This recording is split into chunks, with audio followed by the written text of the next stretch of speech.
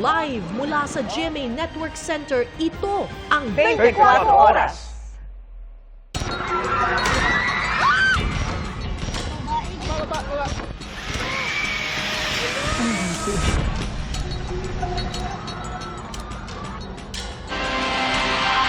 Magandang gabi, Luzon, Visayas at Mindanao.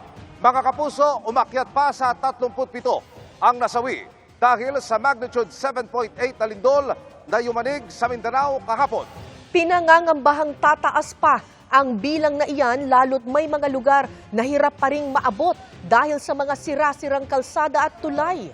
Dagdag problema ang mayat-maya pa ring aftershock sa mahigit 1,300 sa huling tala ng PBOX.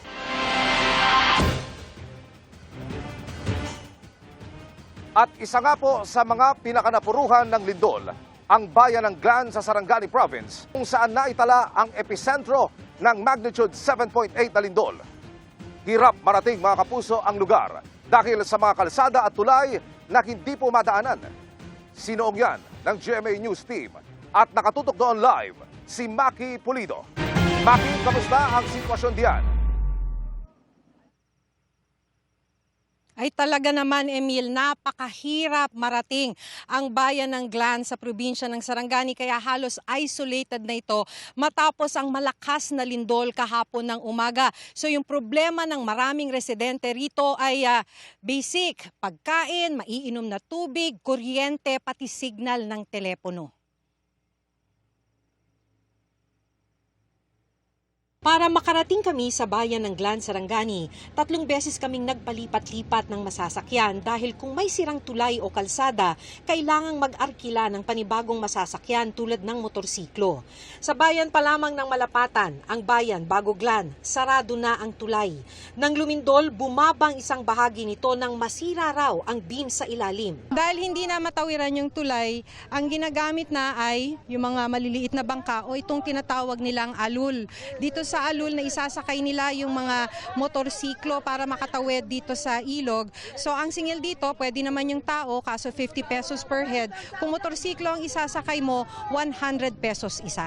Ilang kilometro mula rito, mararating ang boundary ng bayan ng Glan. Hindi pa rin naaalis ang sasakyang ito na nagulungan ng malalaking tipak ng bato habang binabaybay ang highway. Mabuti na lamang at hindi raw nasaktan ng driver. Pagkalampas ng arko, naharangan uli ang kalsada ng mga naglalakihang bato mula sa gumuhong bahagi ng bundok, kaya't hindi na ito madaanan kahit ng motorsiklo. Kahit matanggal sa kalsada ang landslide, hindi pa rin madaraanan dahil ang kalsada parang hiniwa, kaya't naghiwa-hiwalay, habang ang ibang bahagi nag-angatan na ang semento. Kung titignan ninyo, ito putol na itong highway, butas na talaga siya. Hindi na talaga yan madaraanan. Maliban dito sa landslide, na natakpan yung kalsada na hindi pa nakli-clear. May mga portions na talaga nitong kalsada na butas-butas na. Itong portion na to ng kalsada, biyak na talaga. In fact, maliban sa napakalaking butas na to kung saan naghiwalay na yung kalsada, banda rito, kung makikita ninyo, umangat na itong portion ng kalsadang to. Well, may butas dito, kailangan daw mag-ingat. Ito, kung titignan ninyo, umangat na itong portion ng kalsadang to. Hindi na talaga madaraanan kahit na maklear pa yung landslide sa bahaging yon. Ayon kay Glan Mayor Victor James Yap Sr., sa inisyal na report, aabot na sa 20 ang namatay sa kanilang bayan dahil sa lindol. 3 sa mga biktima, mag-iina ni Roldan Dante. 2 anak niya na 8 months at 3 years old at kanyang misis. Inabutan namin ang nasawing mag-iina na nakabalot ng kumot sa loob ng bahay. Ihahatid pa lang daw ng punerarya ang mga kabaong. Nang lumindol, nadaganan ng paderang mag-iina sa loob ng bahay. Nagtatrabaho noon sa bukid si Roldan. Hindi na niya naabutang buhay ang kanyang mag-iina. Ang iniisip ko, yung pamilya ko, yung unang nalagay sa isip ko. Hindi ako maka-uwi dito kaya ang dalan ba? Daan. Na landslide, ma'am. Hindi ako maka-uwi nang dito. Tumakbo ako dito. Niambak po to sa kuan. Tumalon pa ako, hindi ko matanggap. Maraming nasira at gumuhong bahay sa Glan pero wala pang maibigay na eksaktong bilang ang lokal na pamahalaan. Isa sa wala nang mauwian ang pamilya ni Mona Lisa. Sana matulungan kami na magkabahay kasi ewan, hindi namin alam kung sino bang tutulong sa amin, mga gobyerno sana. Wala din kaming pangkain, panggasto araw-araw. Wala talaga. Mga basic na pangangailangan ang kinakailangan ngayon ng mga taga-Glan Sarangani. Tubig, pagkain, kuryente at signal ng telepono. Hindi ko na sila in-evacuate kasi yung evacuation center ko nasira noong 2023. Humingi akong funding, hindi ako binigyan ng funding. So nasira ngayon, wala na akong mapaglagyan ng evacuation. Hindi pa raw lubos na nakakabangon ng Glan mula sa lindol noong 2023. Ngayon, mas mapaminsala pa ang naranasan nila. Tumagilid na ang lumang munisipyo, gumuho ang ilang mga gusali sa poblasyon ng bayan. Ang isang bahagi ng palengke, nakatagilid na ang mga paderna para bang babagsak na rin. Gumuho ang isang bahagi ng gusali ng Notre Dame of Glan pero wala raw nasaktan dahil nasa flag ceremony ang mga estudyante ng lumindol. Umaapila ng tulong ang mga residente ng Glan. Inabutan namin silang nakapila sa pag-asang may ibibigay na ayuda. Pero pila pala para i-report sa DSWD ang sira sa kanilang mga bahay. Wala na kaming bahay. Sa karsada na kami, ma'am. Dami ang mga bahay doon, wala na katirahan. Ang sabi sa atin ni Mayor Yap ay magdedeklara na raw sila ng state of calamity para magamit nila yung calamity funds ng bayan. Pero posible naman na ang maging problema nila ay yung withdrawal ng pera dahil hanggang sa ngayon ay sarado pa rin yung land bank sa May Glan. Emil? Maraming salamat, Maki Pulido. Samantala mga kapuso, maging dito po sa General Santos City, maraming bahay ang hindi na mapakikinabangan pa dahil winasak ng lindol. Sa isang subdivision nga dito pa rin sa Gensan, pansamantalang tumutuloy sa bakanting lote ang mga residente. Yan ang aking tinutukan. Super kasakit. Para din akong nasunugan. Wala na, sira na. Ano kaya maitulong na ng Pangulo natin dito sa Pilipinas, nangyari dito sa amin. Walang kaalam-alam ang dating OFW na si Alice habang nagkakape kahapon ng umaga na sa isang iglap. Mauuwi sa wala ang ilang taon niyang ipinundar. Dito sir, basag. Basag. Tapos dito. Yan, basag. Dito basag. Bumagsak talaga. Ito ang tiles. Itong tiles namin. Madilim wala kasing ilaw kasi walang kuryente. Tapos dito yung kitchen namin. Nung nagsimula ang lindol, tumakbo yung anak ko. Tago tayo dito man ito banda yung lamisa. Ang bahay ng pamilya hindi na mapapakinabangan dahil sa lindol. Yung kisame, na talaga, bumagsak yung kisame. Magdamag ako sa hindi ako nakatulog. Parang nandito pa yung sigaw ng anak ko, iyak. Dasal na lang tayo na. Magdasal na lang tayo na. Tawag tayo sa Panginoon. Itong bahay, tignan nyo ang nangyari. Dito, sir. Yung kawad ng kuryente, yan o, mga kapuso, tinuturo ko sa atin ni ma'am. Yung mga kapitbahay na... Bahay ko, sa likuran yun sa bahay ko. Yung kanyang bahay, naroon. Buti na lang yung ako ng bahay ko, hindi talaga bumagsak. Pero ang sa naman... Yung bahay na katalikuran niya, ito naman ang sinapit. Yung kalsada, ay nagkaroon ng mga bitak. Wala akong kuryente, tama? Wala na sir. Walang kuryente. Wala na sir. So walang tubig. Walang tubig lahat. Wala na. Sister, kayo, anong panawagan nyo? Humingi ng tulong kahit lang pangdagdag ng kasi. Construction. Oo. Nakakadurog puso sa isang pamilya pa lamang, lalo pag namasdan ninyo ang hilera ng mga bahay at lupang napuruhan ng pagyanig dito sa Agan Metro Subdivision sa Barangay Lagao sa General Santos City. Tignan nyo yung kusina. Mistulang humiwalay po sa main house, saka ho tumagilid. Dahilan para mabiyak ho yung kisame at hindi na ho talaga mapapakinabangan sa kasalukuyan ang tahanan na ito.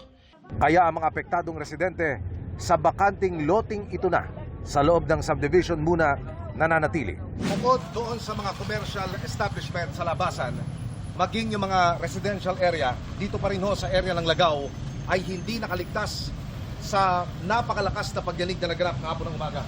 Tignan nyo ho, itong puno na ito, kung paano nabunot at ibinuwal ng pagyanig.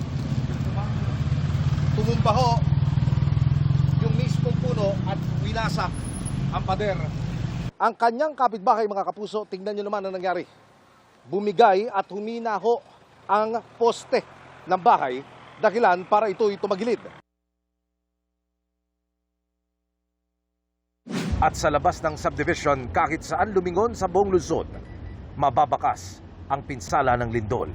Ang mall na ito sa San Miguel Street, literal na nabalatan ng pader at nagkabutas-butas. Maging ang 5 palapag na parking building nito, natapyasan ng dingding. Habang ang mall naman sa J. Catolico Avenue, naglaglaga naman ang ilang tipak ng semento. Ang fast food chain sa Tiongson Street, halos mapulbos ang pundasyon dahil sa lindol. Lumambitin po yung mga metal paring. Makaraan lumundo at bumigay yung kisame. May napahiga pang 3 motorsiklong nakaparada lang sa lugar. Pawang nadaganan ng gumuhong pader. Yung iniwang bakas ng lindol, makikita nyo po kung gaano kalakas. Ito yung drive-thru niya. Ang fast food chain sa Philmart branch hindi lang napaluhod kundi napakalig pa sa lupa. Inabutan namin ang ilang kinatawan ng Bureau of Fire Protection na nag-iikot sa mga napinsalang gusali sa lungsod. So narito po ang tropa ngayon ng Bureau of Fire Protection para magsagawa ng tinatawag na mapping up operation. Kanina pa ho sila nag-iikot dun ho sa mga structure na talagang severely damaged ng napakalakas na lindol. Ininspeksyon ng napadapang gusali ng Notre Dame of Dadyangas University Integrated Basic Education Department. Natroba ang 48 anyos na gwardyang naka-duty sa eskwelahan kahapon. Opo, ma'am. Yung paglakas niya, so tumakbo ang motor, nag-gate na green. So, di man makaya na doon ang talagang mag-stay. So, doon akong lumabastan sa gate. Itong gate na ito? Yes. Nagapag po ako dito sa gate. Ngayon, siyempre, nakalabas na doon. Ano hong naramdaman ninyo na kayo'y makaligtas mula sa tiyak na kapamakan? Siyempre po, yung nararamdaman ko po, nervous na naman ako sa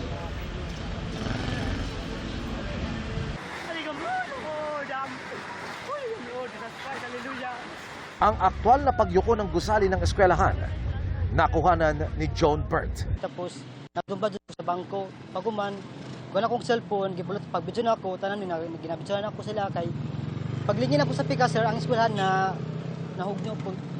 Nakahilakpod ko kahapon, sir, sa paghugno sa eskwelahan, sir, kay nakasyagit ko nga ang eskwelahan nahugno na kay ang mga teachers sa taon, mga nasa sulod o mga security guard, pero nakadagan sila kahapon.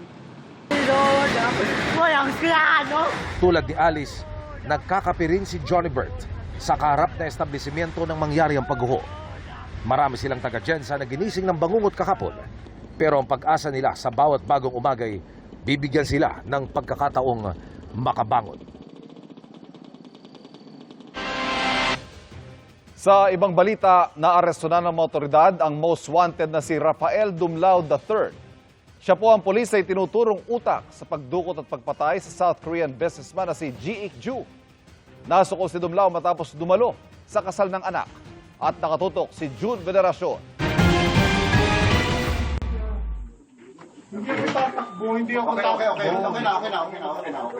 Napalibutan na ng mga pulis na magising kaninang umaga ang na-dismiss na opisyal na si Lieutenant Colonel Rafael Dumlao III. Ang itinuturong utak sa pagdukot at pagpatay sa South Korean businessman na si Ji Ik-ju. Nakuha sa kanya ang isang 9mm pistol. Sinasailalim na sa forensic investigation ang cellphone at laptop ni Dumlao para malaman kung merong tumulong sa kanyang pagtatago. Nahuli si Dumlao sa isang bahay sa barangay Pasong Tamo, Quezon City na lumalabas na matagal na raw niyang pinagtataguan. Isang informante ang nagtimbre sa mga otoridad tungkol sa pinagtataguan ni Dumlao. Dito na nagsimula ang surveillance ng PNP-CIDG na tumagal ng 3 linggo. Nilimitahan lang daw ang nakakaalam sa operasyon para masigurong hindi ito sisingaw, lalo pat matagal ding naging membro ng PNP si Dumlao. So we would like to thank and congratulate the community, of course, and the operating unit. Community, why? because sila na mismo ang nagbibigay ng lead. Ang naging susi sa kanyang pagkakadakip, ang kasal ng kanyang anak. It was the wedding of his daughter last Sunday. So, from then on, tinrack namin yung movement niya. Tinrack namin kung siya talaga yon. And it looks like he was parang Facebook Live, yung pinapanood niya yung kasal ng anak niya. Si Dumlao na convicted na sa kasong kidnapping with homicide ay nasa listahan ng mga most wanted person ng DILG na may mahigit 1 milyong pisong patong sa ulo. October 18, 2016, nang dukutin umano ng grupo ni Dumlao si G. Ikju sa tinutuluyang bahay sa Angeles City, Pampanga. Pinalabas noon, nasangkot umano siya sa iligal na droga. Base sa investigasyon, dinala ang biktima sa Camp Crame at sa loob ng isang nakaparadang sasakyan, sinakal siya na kasabwat umano ni Dumlao hanggang mamatay. Ibinyahe ang kanyang katawan sa isang punerarya sa Caloocan City, kung saan siya na-cremate. Pagkatapos ay finlash sa kubeta ang kanyang abo. Kahit patay na, humingi pa raw ng ransom ang grupo ni Dumlao sa pamilya ng Koreano na nagbigay ng 5 million pesos. Mariing kinundina ng Korean government ang insidente. Noong 2023, nahatulang guilty beyond reasonable doubt sa kasong kidnapping with homicide si dating SPO2 Ricky Santa Isabel at dating NBI asset na si Jerry Omlang na makasabot umano ni Dumlao. Pero si Dumlao, inakwit noon ng Angeles Regional Trial Court, bagay na inapila ng prosecutor sa Court of Appeals. Binaligtad dito ang akwita ni Dumlao noong 2024 at hinatulan siya ng reklusyon perpetua o hanggang 40 taong pagkakulong na walang posibilidad ng parol sa kasong kidnapping with homicide. Bukod pa sa hanggang 35 taong pagkakakulong sa kasong kidnapping. Pero nagtago na noon si Dumlao. Nag-alok pa noon ng 1 milyong pisong patong sa kanyang ulo at humiling pa ng red notice ang gobyerno sa Interpol bago siya naaresto ngayong araw. All of the entire country should be aware that the PNP is not stopping. Kung PNP chief ka man dati, kung pulis ka dati, it is not a consideration. The institution is above everything else. June Veneracion, Nakatutok, 24 Oras. Namatay ang 2 basketball player ng Ateneo Blue Eagles matapos malunod sa kanilang team building activity sa Aurora. Hustisya ang sigaw ng ina ng isang nasawing player sa insidente. Nakatutok si Mariz Umali. Wala na sigurong masasakit pa sa nararamdaman ngayon ni Rovelyn Baterbonia. Ang pagpunta niya kasi ngayon sa Maynila para sunduin ang anak niyang si Rene na wala ng buhay. Nalunod si Rene kahapon habang nasa isang resort sa Dipaculao, Aurora sa team building activity ng kanyang koponan na Ateneo Blue Eagles. Masakit! Sobrang support ko mula bata hanggang ngayon. Tapos ginanon lang nila. Kasi kung alam ko lang na may training sila na ganyan, ma'am, kahit mahirap kami, hindi ko yun ipapahamak yung anak ko talaga. Kaya ngayon, gusto ko ng justice talaga kung anong nangyari. Magsisimula pa lamang si Rene bilang basketball player ng varsity team ng Ateneo de Manila University. Kinuha siya ng universidad dahil sa galing niya sa basketball. Siya nga ang pinangalanang most valuable player sa palarong pambansa noong 1 taon. Nasawi rin sa team building activity ang teammate na si Divine Adili. Ang ina ni Rene, maraming tanong na nais niyang masagot. Ma'am, naksidente po si Rene. Nalunod po. Yun, malaki talagang tanong ko, ba't napunta dun sa dagat? Kasi basketball naman yung anak ko, hindi naman swimming. May mga binanggit din na impormasyon si Rovelyn na nakarating sa kanya. Bakit gano'n ang nangyari sa anak ko? Alam naman nila mabigat yung linlagay nila sa paa o andin sa kamay. Tapos, pinaano pa nila sa dagat? Hindi na ba sila naawa? Tapos, ang dami nila. Ba't naman pumunta sila doon na walang dalang rescue, walang medic? Ang dami nila doon, tapos walang nag-rescue? Ba't nila pinapalangoy na yung anak ko na may 20 kilos yung nabigat? Nung nag-orient sila, hindi talaga nila sinabi na magkakaroon ng training na ganun.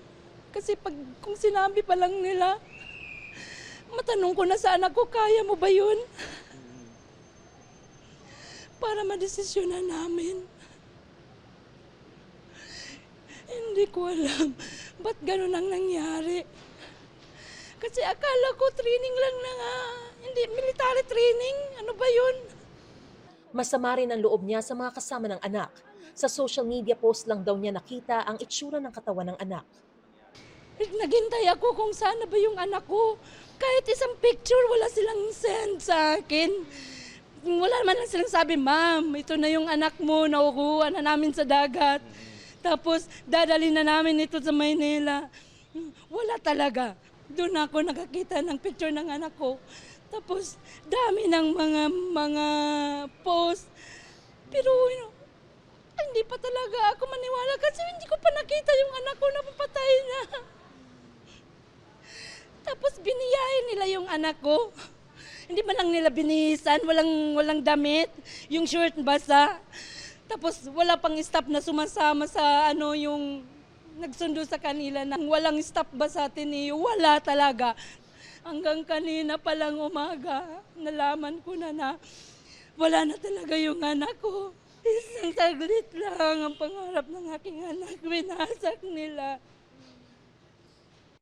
Nais ng ina na maimbestigahan ng husto ang pagkasawi ni Rene. Talagang magpaimbestiga ako kung sino yung gustong tumulong, magpatulong ako kasi wala talaga. Gusto ko lang malaman bakit ganun. Ayon kay Aurora Police Provincial Director Police Colonel Percival Pineda, iniimbestigahan pa nila ang insidente. Batay sa bersyong nakuha ng pulisya sa mga kasamahan ni Rene at Divine. Meron po silang some sort ng training or walking doon po sa may pababaw na portion ng dagat, harap ng resort. At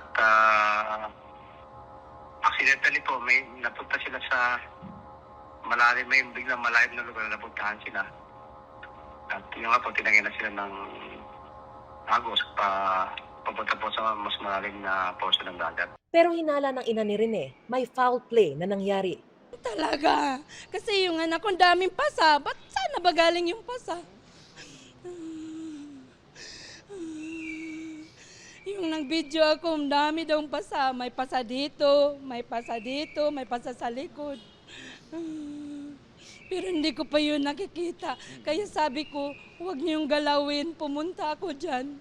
Ayon sa Dipakulaw Police, base raw sa paunang pagsusuri, walang mga pasa si Rene. Pero mayroon daw siyang maliit na galo sa braso. Lumalabas din na hindi lang si Rene at Divine ang nalunod. 4 daw silang lahat pero nasagip daw ang 2 pang biktima. May 4 po na nalunod pero nga po yung 2 ay nasagip naman kaya yung lang po ang dinala sa ospital. Naagapan naman. Tubong Agusan del Sur si Baterbonia at hustisya rin ang panawagan ng kanyang mga kababayan. We consider him as a sports hero. We were expecting that he would be playing in bigger leagues in Manila. Rest be assured that the province of Agusan del Sur will never take this lightly. We will never sleep on it. Labis naman ang panghihinayang ng magulang hindi lang dahil sa buhay na nasayang, kundi pati sa potensyal na nawala. Siyempre, ma'am, sakit. Pangarap niya ng mga anak ko. Mahirap kami pero sinusuportan ko talagang mga anak ko para makapag-aral, makapagtapos. Kasi dyan namin hinuhugot sa mga talent nila, yung paghihirap namin. Tapos nauwi lang sa ganun. Ngayong hapon, may mga taga-CIDG na nagtungo sa punerarya para kausapin ang pamilya. Ayon kay DILG Secretary John Vic Remulla, maglalabas ang CIDG Aurora ng report kaugnay sa insidente sa lalong madaling panahon. Mariz Umali nakatutok, 24 oras. Naglabas ng pahayag ang Ateneo de Manila University sa pagpanaw ng kanilang 2 student athletes. Nagpaabot ng pakikiramay ang universidad sa mga naulilang pamilya, kaibigan, teammates, coaches at mahal sa buhay nina Rene Clert Baterbonia at Divine Adili. Nagbibigay raw ng suporta ang universidad sa mga pamilya ng 2 atleta, pati na rin sa kanilang mga ka-teammate at mga apektadong miyembro ng Ateneo community. Hiling ng universidad, panalangin para sa mga naulila at sana'y mabigyan sila ng privacy at panahong makapagluksa.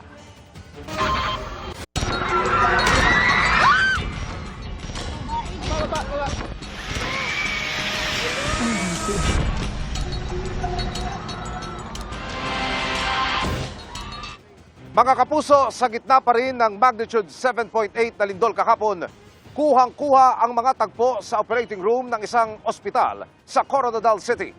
Nakaantabay ng mga anak na cesarean section ang isang babae nang magsimula ang pagyanig. Ang kanyang karanasan sa pagtutok ni Joseph Morong. Excited na dumating sa ospital sa Coronadal City ang mag-asawang Casey at Alan kahapon.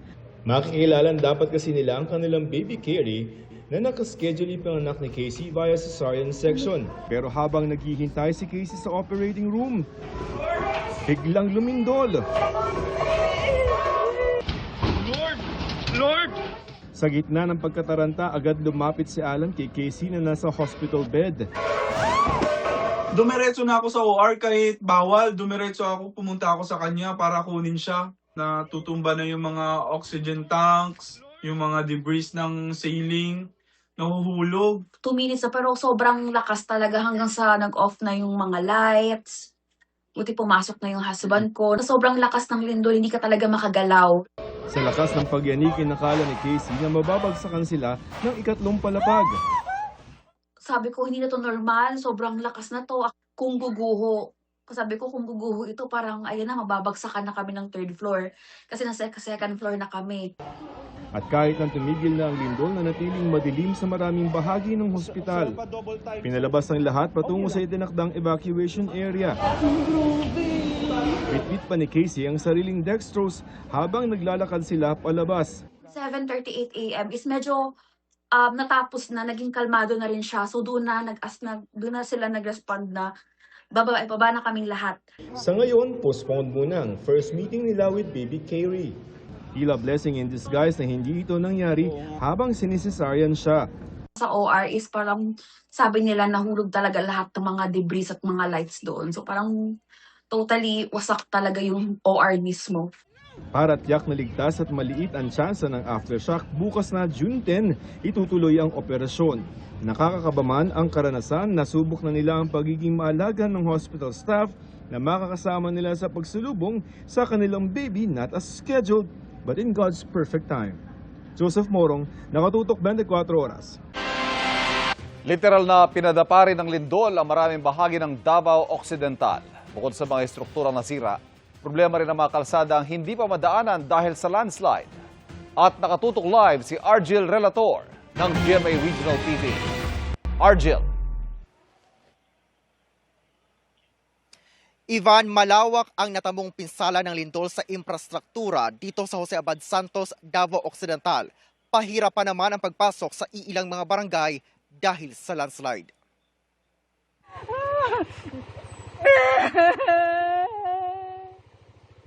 Naiyak na lang sa takot at pangamba ang gurong si Sandy Joy matapos siyang muntika ng matabunan ng guho nang yumanig ang magnitude 7.8 na lindol kahapon. Sakay ng motorsiklo, papunta na sana sa paaralan si Sandy nang maabutan siya ng lindol sa kalsada ng Don Marcelino, Davao Occidental. Natumba na ang kanyang motorsiklo sa lakas ng pagyanig. Napagitnaan pa siya ng 2 pagguho ng bahagi ng bundok. Thank you! Ligtas siya, ngunit nagtamo ng mga galos at pasa sa katawan. Mga kapuso, papunta na sana tayo ng Jose Abad Santos, Davao Occidental. Ngunit natigil tayo dito sa Sitio Kawayan, Barangay Kyobog ng Don Marcelino, Davao Occidental dahil nga nakikita natin nagsasagawa pa ng clearing operations itong mga otoridad dahil nga itong bahaging ito ng bundok ay gumuho bunsod ng matinding pagyanig kahapon ng umaga. Ang residenteng si Woody, iilang hakbang lang ang layo ng bahay sa gumuhong bahagi ng bundok. Yan natingala ko na ako sa kong balay, kalit panang ang balay kang nauyog. Pagtanaw na ako sa akong atbang, kanang yuta midahili na maunang sulod ko sa balay, ikuha na akong apo. Naniguro gid ko nga bahala lang matabunan ang balay basta kay ang akong apo safety.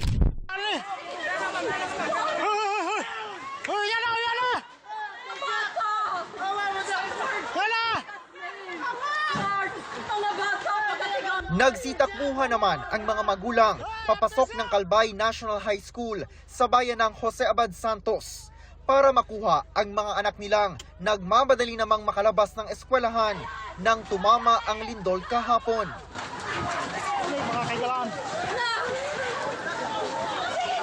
Tila nagfag na sa kapal ng alikabok mula sa mga natuklap at mga nasirang school buildings ng eskwelahan.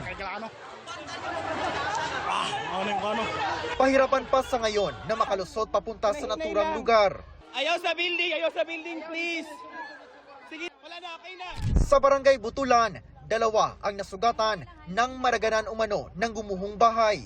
Hindi pa passable ang daan sa naturang barangay, kaya isinakay sila sa motorbangka papuntang District Hospital. Sa mismong sentro ng Jose Abad Santos, nakakordon ang kanilang munisipyo.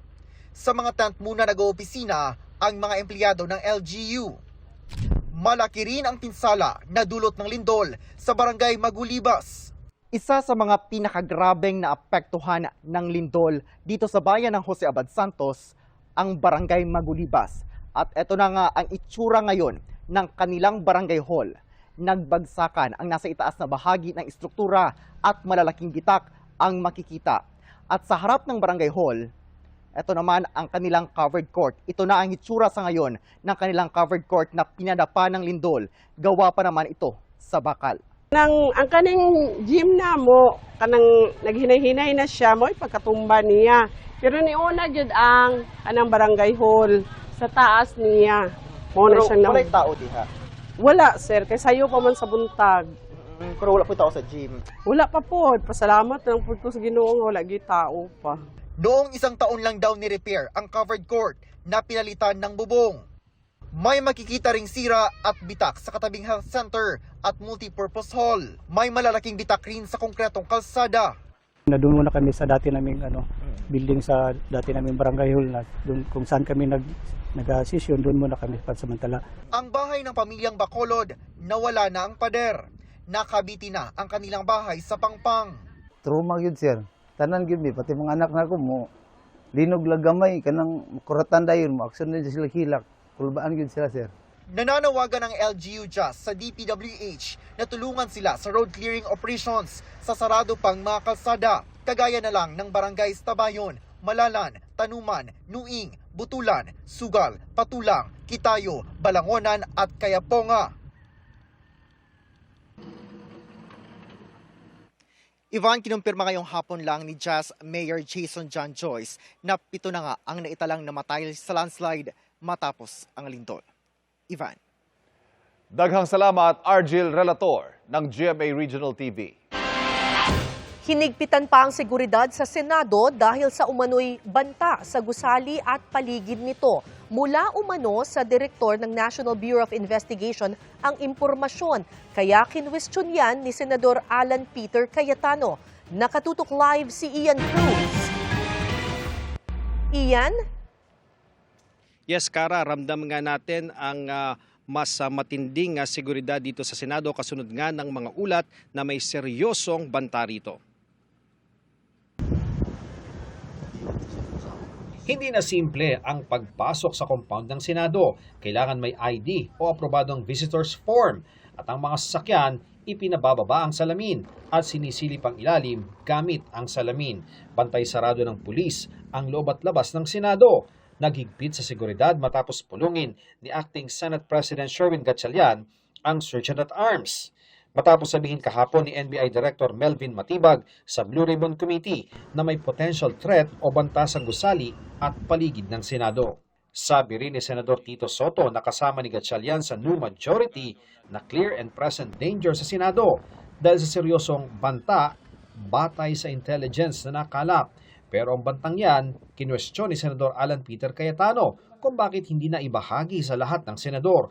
Patuloy niyang iginigiit ang pagiging Senate President at nagtatanong kung anong klase ang banta, sino ang nag-assess at ano ang ebidensya. Pagpunto niya, hindi naman galing ang impormasyon sa Senate Office of the Sergeant at Arms o OSAA na siya anyang inatasan ng konstitusyon ng mga laga sa Senado. Dapat anyang timbangin muna ang impormasyon kung galing sa NBI na ipinunto niyang humarang kay Senador Ronald Bato de la Rosa noong May 11. at sinisi niya sa pamamaril sa pagitan nito at ng Senate security noong May 13. Sinisika pa naming makuha ang panig ng bagong mayorya kaugnay niyan. Pero sabi ng itinalaga nitong Sergeant at Arms na si retired Police Major General Alfred Corpus, inaalam pa niya kung anong specific threat sa Senado. I have to find out kung saan yung source ng info and then find out kung ano talaga yung specific threat. If there is a threat, syempre, it's always naman yan, calibrated yung response natin according to the threat level.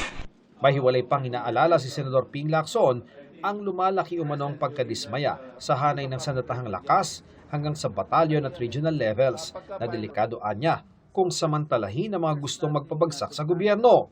Naugnay umano ito sa power play sa Senado, flood control scam at pagmahal ng bilihin. Bagaman sketchy and raw o malabong impormasyon pa. It is now being validated and it has been referred to the proper authorities. Sa mga nagtatangka, dahil nga may nauulinigan po na ganitong mga security threats, kayo man ay senador o ordinaryong tao na nagsasagawa nito, hindi po kayo makakaligtas sa kamay ng batas. Kara, naglabas din ng memo si Senate President Pro Tempore Win Gatchalian kaugnay nga sa heightened security measures na ipinatutupad ngayon dito sa Senado. Inatasan niya rin ng Senate Secretary na i-secure ang lahat ng record at dokumento ng Senado at nagpapatupad din ng no visitors policy. Hinihikayat din ang lahat ng mga empleyado na mag-work from home muna hanggang sa Huwebes. Yan ang latest mula rito sa Senado. Balik sa iyo, Kara. Maraming salamat, Ian Cruz. Chika Minute na mga kapuso at makakasama natin ngayong Tuesday Chikahan, Sparkle artist Ashley Rivera. Ashley! Salamat, Miss Cara, at good evening mga kapuso! Pinalaga ni Sparkle star Clea Pineda ang mga pambabash at pagbabanta na natatanggap niya online. Plano na nga raw niya magsampa ng reklamo sa isang netizen na nagpadala raw sa kanya ng rape message. Makichika kay Athena Imperial. Suportado ng kanyang pamilya si Sparkle star Clea Pineda sa kanyang pagpalag sa online bashing and threats, partikular sa netizen na nagpadala umano ng rape message sa kanyang social media account. Minsan lang ako magsalita sa social media. This time, parang hindi ko na pinalagpas kasi sobra-sobra na yun. Plano raw niyang sampahan ng reklamo ang netizen. Yung family ko nagpo-push na kailangan may gawin kaming action about it. Kagabi, dumalo si Clea sa premiere night ng multi-awarded film nilang Open Endings, kasama ang co-stars na sina Jasmine Curtis Smith, Janela Salvador at Lian Mamonong.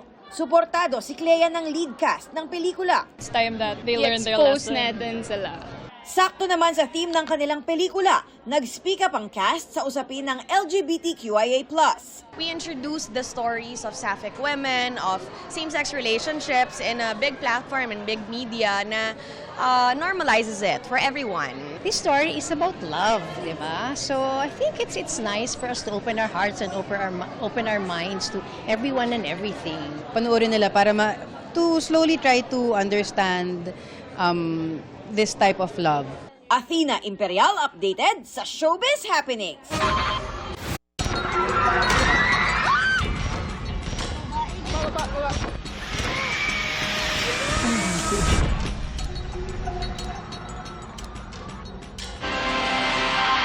Mga kapuso, mababaw po ang paggalaw ng Cotabato Trench na naging sanhi ng magnitude 7.8 na lindol sa Mindanao, kaya matindi ang pinsala. Ang paggalaw na yan ang mitya ng lindol sa Mindanao noong 1976 na itinuturing isa sa mga pinaka-mapaminsalang lindol sa kasaysayan ng Pilipinas. Nakatutok si Rafi Tima.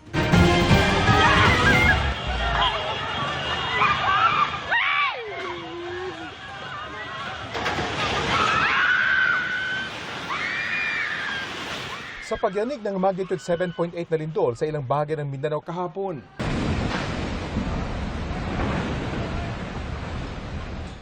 gumuho ang mga gusali.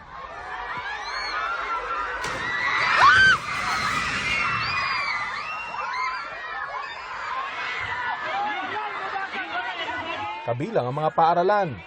Ang epicenter ng pagyanig ay nasa dagat, nasa layong 32 kilometers kanluran ng Maasim, Sarangani. Ayon sa Philippine Institute of Volcanology and Seismology, ang pagyanig ay dahil sa subduction o paglubog ng bahagi ng Cotabato Trench. Ang Sarangani at mga katabing probinsya ay nasa isa sa mga seismically active regions sa bansa. Sa nakalipas na 100 taon, nagkaroon na ng 7 malalaking lindol sa Sarangani. Nasa magnitude 5.7 hanggang 8 ang mga lakas ng pagyanig. Kabilang dyan ang magnitude 8.1 Morogolf quake sa Mindanao na itinuturing na isa sa mga pinakamapinsalang lindol sa kasaysayan ng Pilipinas. Nangyari yan 12:11 a.m. noong August 17, 1976 habang tulog ang karamihan.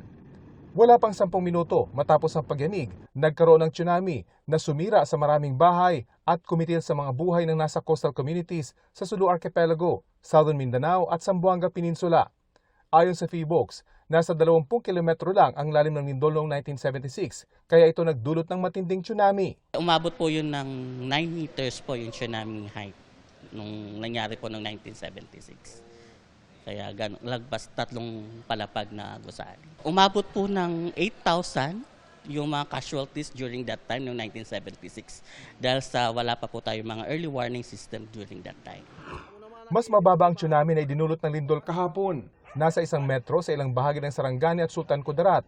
Mas mababa pa sa Mati City at Zamboanga City. May mga na report po sa amin na may mga bahay po na napinsala dulot po ng tsunami. Iyon po ay i-verify po namin kung totoo pong due to tsunami po itong pagkasira ng mga kabahayan po.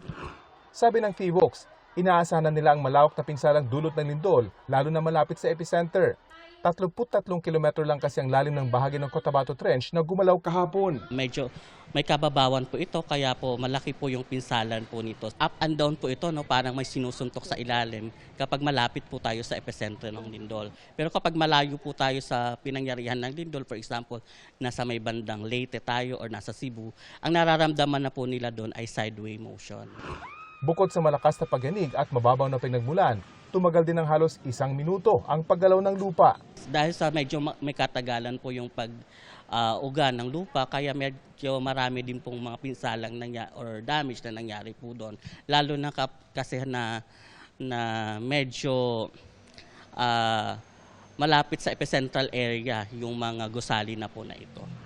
Kinukumpirma ng PHIVOLCS ang mga ulat na may ilang lugar na nakaranas ng liquefaction o ang tila pagkalusaw ng solidong lupa at nagmistulang likido dahil sa lakas ng lindol.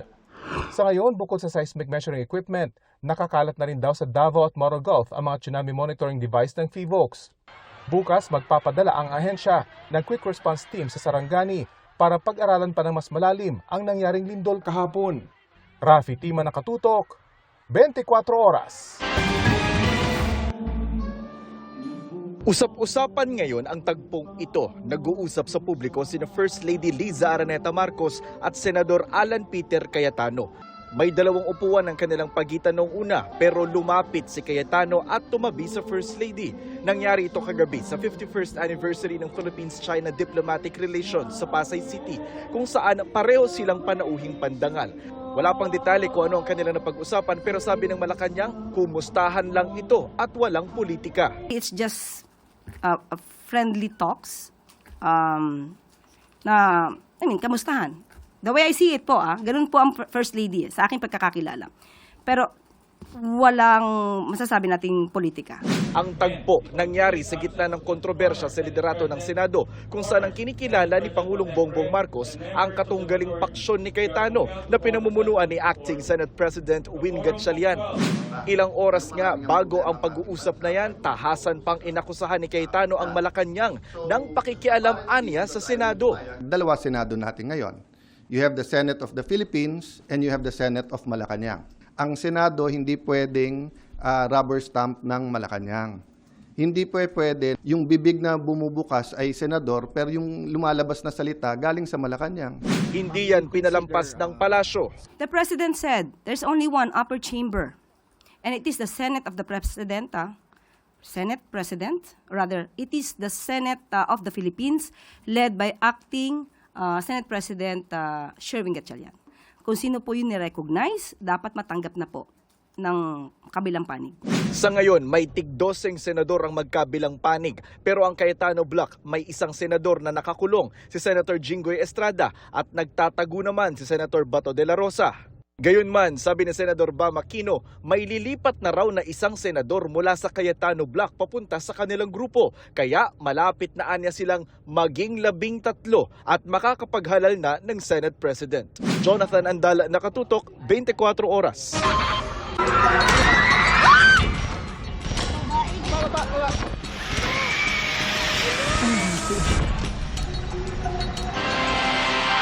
Kasunod ng mga inspeksyon ay ikinakasana ng iba-ibang ahensya ang pagkukumpuni sa mga kalsada, tulay at paliparang winasak ng lindol. Pati mga ospital at supply ng kuryente pinatututukan ng Pangulo. Yan ang aking tinutukan. Bagsak ang kisame at nagkalat ang mga basag na salamin sa airport ng General Santos City. Nang inspeksyonin ni Department of Transportation o DOTR Secretary Giovanni Lopez. Natigil ang operasyon ng paliparan dahil sa pinsala ng magnitude 7.8 na lindol kahapon. Pero pinamamadali na ang pagkukumpuni para agad makapagbalik operasyon. Marami ring napinsala ang mga kalsada tulay sa Davao Region. Na in-inspeksyon naman the Department of Public Works and Highways o DPWH Secretary Vince Tizon. Ang ilang nasirang tulay gagawan muna ng katabi ng detour para pansamantalang madaanan. Habang iba, minor repairs lang naman ang kailangan para muling magamit. There are 19 roads that are passable, 9 bridges also, and 1 seaport and 1 airport. Likewise, there are 1,889 total damaged houses. Ang bilang na yan ng mga napinsalang istruktura ay pinarating na kay Pangulong Bongbong Marcos ang Office of Civil Defense. Sa situation briefing ng mga ahensya ng pamahalaan, kinumusta rin ng Pangulo ang mga pansamantalang matutuluyan ng mga apektado. How about our evacuation centers? Yung mga designated evacuation center, nagagamit ba lahat o may nasira din? So far, sir, there's no report of any evacuation centers that were damaged, except that other evacuation centers are not being used due to the frequent aftershocks. Pinatututukan ng Pangulo ang mga pasyente sa mga apektadong ospital ayon sa Malacanang. Pinabibigyan prioridad naman sa Energy Department ang pagpapanumbalik ng kuryente sa mga ospital. Binigyan diin ng Pangulo na dapat unahing bisitahin ang mga ospital at maghanap ng mga lugar kung saan ligtas ang mga pasyente mula sa epekto ng lindol. Nakausap din ng Pangulo sa situation briefing si General Santos City Mayor Lorelai Pacquiao at nangakong tutulungan ng national government ang GenSan. Tuloy naman ang pagpapadala ng relief goods sa pangunguna ng DSWD. Katuwang nila ang Coast Guard at Air Force sa mabilisang pag-deliver, lalo't kung may mga kalsadang hindi madaanan. Nakikipag-ugnayan daw ang DepEd sa mga lokal na pamahalaan para matiyak ang kaligtasan ng mga mag-aaral. Habang Information and Communications Department sinigurong stable ang signal sa mga apektadong rehiyon. Plano magtungo ng Pangulo sa mga lugar na tinamaan ng lindol, pero hindi pa tiyak kung kailan. Ivan Mayrina, Nakatutok, 24 Oras. Iimbestigahan ng Department of Interior and Local Government ang nagkalat na basura sa tapat ng opisina ng Department of Environment and Natural Resources sa Davao City. Matatandaang noong isang linggo na puno ng basura ang harapan ng tanggapan matapos iutos ni Davao City Mayor Baste Duterte na gawin itong garbage collection point. Sa gitna ito ng kanilang banggaan sa pansamantalang pagpapasara ng DNR sa New Carmen Sanitary Landfill matapos magka-aksidente doon. Ayon sa palasyo, sinabi ni DILG Secretary John Vic Remulla na titingnan nila kung may naging paglabag sa environmental laws. Hinihingan pa namin ng pahayag si Mayor Duterte.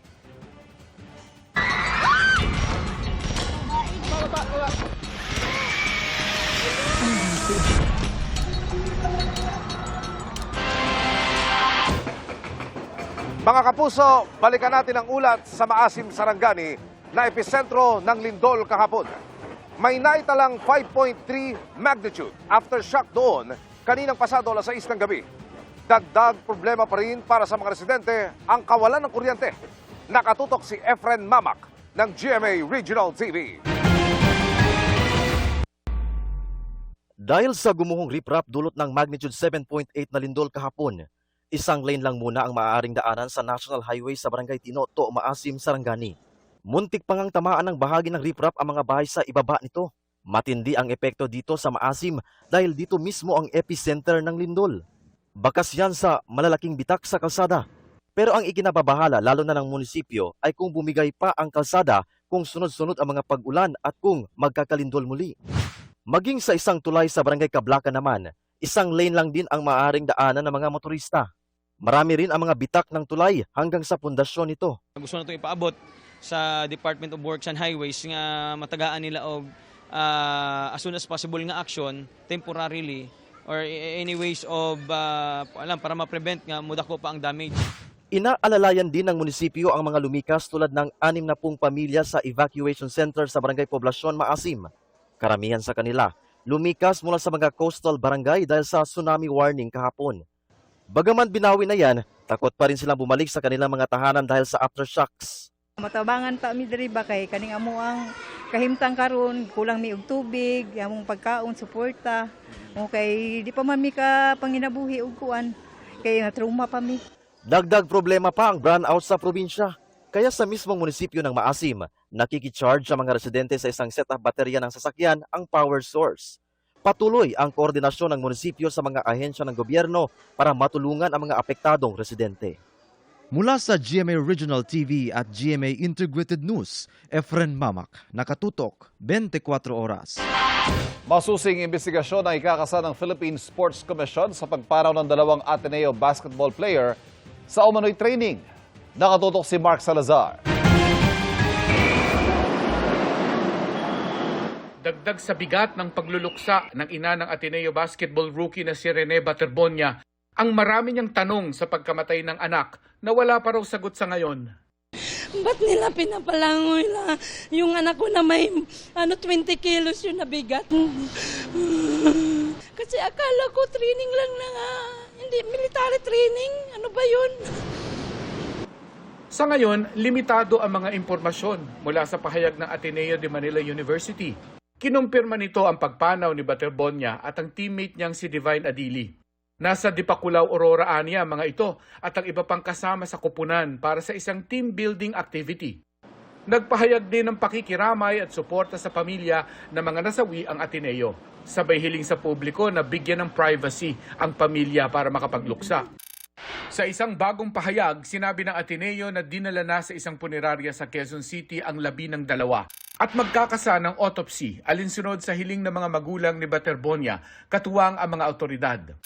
Alinsunod naman sa hiling ng pamilya ni Adili ay uuwi sa Nigeria ang kanyang labi na inaasikaso na ng Ateneo.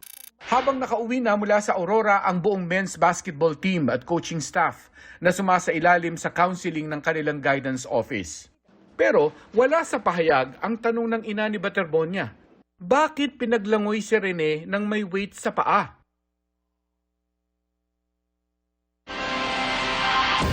Ngayong palapit ang State of the Nation address ni Pangulong Bongbong Marcos, inaabangan kung magiging epekto ng di pagkakasundo sa liderato sa Senado. Gaya na lang ng nangyari noong 2018 nang may nangyaring kudeta bago ang sona ni dating Pangulong Rodrigo Duterte. Nakatutok si Tina Panganiban Perez. Isa ito sa di malilimutan tagpo sa 2018 State of the Nation Address ni Nooy Pangulong Rodrigo Duterte. Si Pampanga Representative at dating Pangulong Gloria Macapagal Arroyo umakyat sa podium. Pero dahil nakapatay ang mic, hindi maintindihan kung ano ang kanyang sinasabi.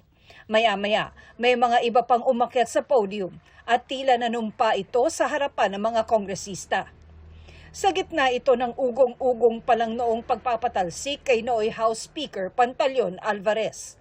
Ang panunumpa ni Arroyo nangyari ilang saglit bago nagsimula ang sona habang sinasalubong ni Nooy House Speaker Pantaleon Alvarez si Duterte papasok ng batasan pambansa.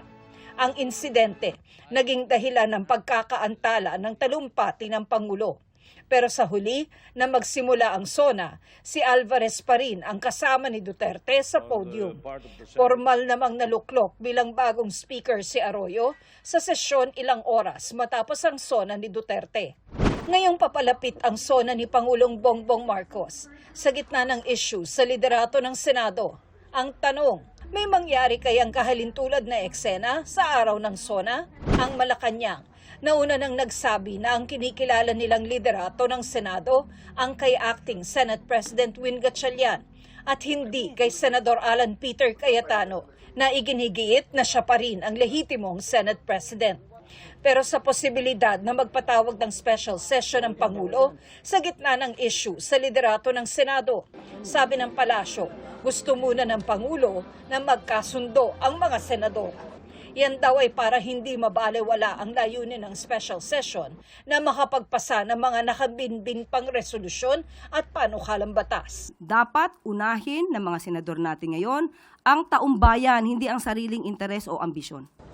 Sa coordination meeting ng ilang ahensya ng pamahalaan para sa SONA 2026, ang imbitado sa panig ng Senado, ang Senate Secretary na hinalal ng new majority ni Gatchalian. Ito mga kapuso ang kauna-unahang SONA Interagency Coordination Meeting na idinaraos dito sa Romualdez Hall sa Kamara. Ito yung unang tulong ng iba't ibang ahensya na sangkot sa preparasyon para sa State of the Nation Address ngayong July 2026. At kapansin-pansin, isa po sa mga inimbitahang dumalo rito ay si Senate Secretary Renato Bantog Jr. Of course, the Senate team is here and we give all assurances of our cooperation and support for a very successful SONA hosting. Sa kabila ng girian sa liderato sa Senado, naniniwala ang ilang leader ng Kamara na matutuloy ang SONA. We will welcome and I think we'll find ways that the SONA will happen. We will welcome kahit na isang senator dyan. Pero sir, do you also see that scenario na wala yung Senate? No. I think they will be here.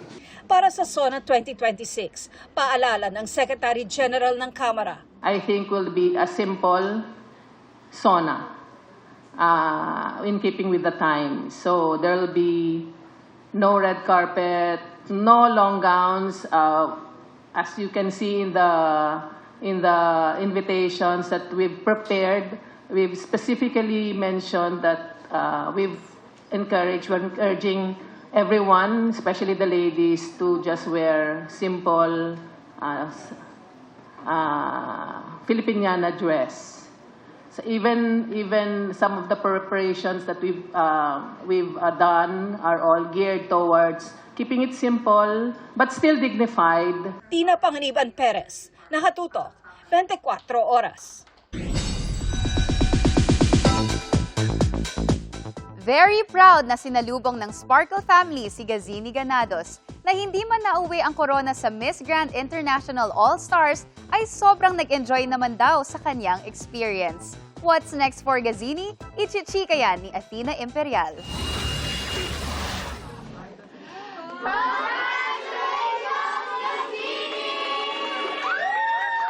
Sinorpresa ng Sparkle GMA Artist Center ang model beauty queen na si Gazini Ganados sa pagbalik niya sa GMA Network kanina mula sa pagsabak sa Miss Grand International All-Stars sa Bangkok, Thailand. Top 5 finalist si Gazini kaya proud na proud ang Sparkle fam niya sa pangunguna ni Sparkle GMA Artist Center First Vice President Joy Marcelo. I feel honored and grateful that I have such a family that is so supportive, and their support never really faded even if I was far away. I was in Thailand, so I really felt the love. Kwento ni Gazini para siyang nag-Miss Universe all over again sa pagsali niya sa MGI All-Stars dahil veteran pageant contenders ang nakalaban niya. This time we were 5 Filipina girls. So it was so fun for me kasi I could speak Tagalog, Bisaya all at the same time. And we were like a team.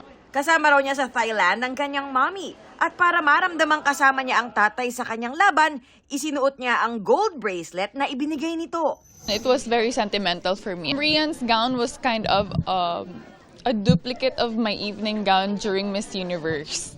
Pero it was an elevated because of the hand jewelry that was given to me by my dad. So, and then there were a little bit of blue gemstones so it could match the crown.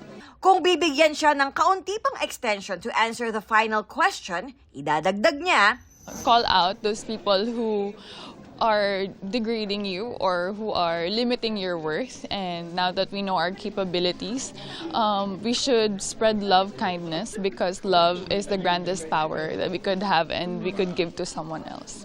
Naghahanda na si Gazini para sa shoot ng isang pelikula kasama ang kapwa niya beauty queens at sparkle artists. I'm already reading the scripts for it, so hopefully we get to meet everyone on the set already. Athena Imperial updated sa Showbiz Happening! And that's my chika this Tuesday night. Sa ngalan ni Iya Arellano, ako po si Ashley Rivera. Sir Emil, Sir Ivan, Miss Cara. Thank you, Ashley.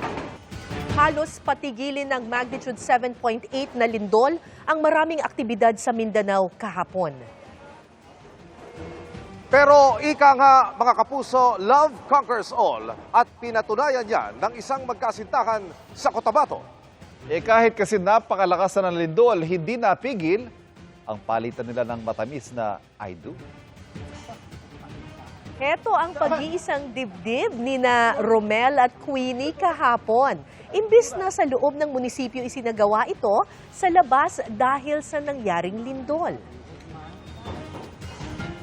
Ilang taon nang nagsagawa at may dalawa na ring anak na magkasintahan.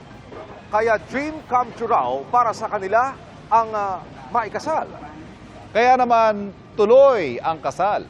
Bukod sa in sickness and in health at for richer or for poorer, pang tilquake, duas-part din ang sumpaan ni na Romel at Queenie o higit pa dahil nga nalagpasan nila yan. Mabuhay ang bagong kasal! At yan ang mga balita ngayong Martes mula po rito sa General Santos City. Ako po si Emil Sumangil. Ako po si Cara David. Ako po si Ivan Mayrina. Ito ang GMA News. Walang kinikilingan. Walang pinoprotektahan. Noon at ngayon, serbisyong totoo. At dahil hindi natutulog ang balita, nakatutok kami 24 oras.